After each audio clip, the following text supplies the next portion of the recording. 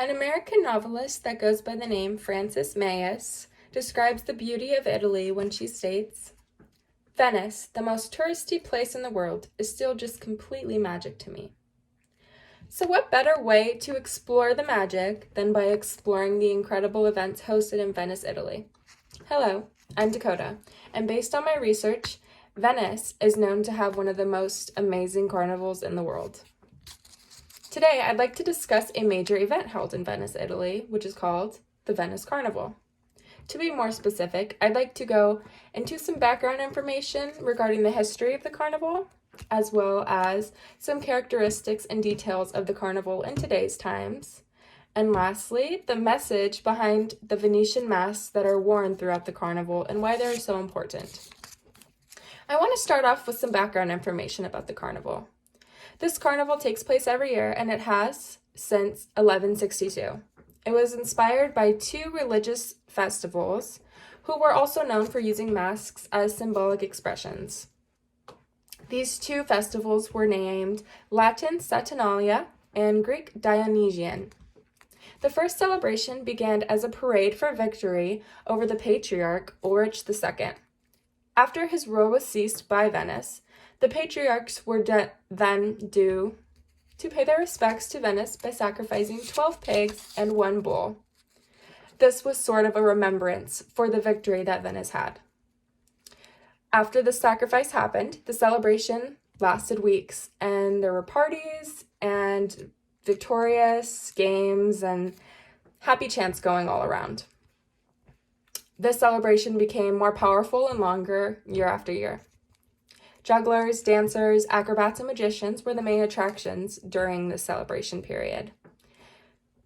People would love these events so much and attractions. Eventually, businesses and production would kind of lose importance during this time. Sometimes the celebration would last for 6 weeks, and sometimes it would start sooner than it originally needed to, which was in December. Oftentimes it would begin in early October because people were so eager to start the celebrations.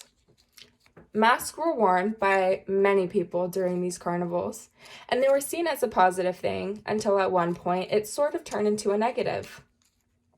Criminal activity started taking place, and people knew that they were able to get away with it because their identity was hidden. Masks were eventually forbidden to be worn in certain places like a church. Prostitutes were not able to wear them at all either.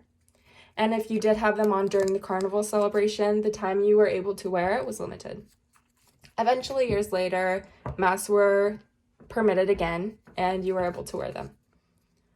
So now that you know about the history, I'd like to share some details about the current characteristics and details of the carnival in today's time. It lasts about 2 weeks long, and it is held before a fasting period known as Lent, and also an event named Ash Wednesday. Around 3 million people come to this event worldwide. It is very popular.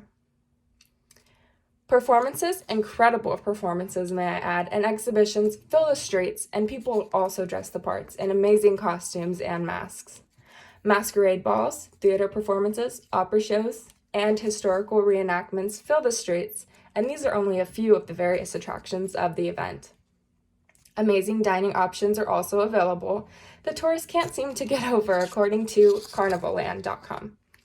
Local cuisine is also available for guests, and it is loved.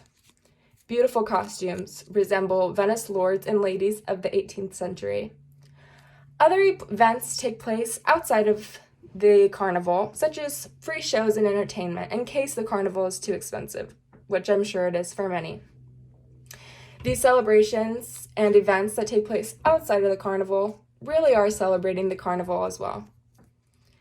Now that you know the history and the current details, let's talk about the masks that are worn and why they are so important. In reality, you can't really mention the carnival without the Venetian masks. Masks of the carnival are basically as old as the carnival itself, and they play a huge role in the carnival. A lot of the masks are made of gold, silver, bright colors, fur, gems, crystals, and even feathers. In history, ancient festivals were commonly known for people dressing up with different masks and costumes, and this sort of hid their identity and hid their ranking and social class.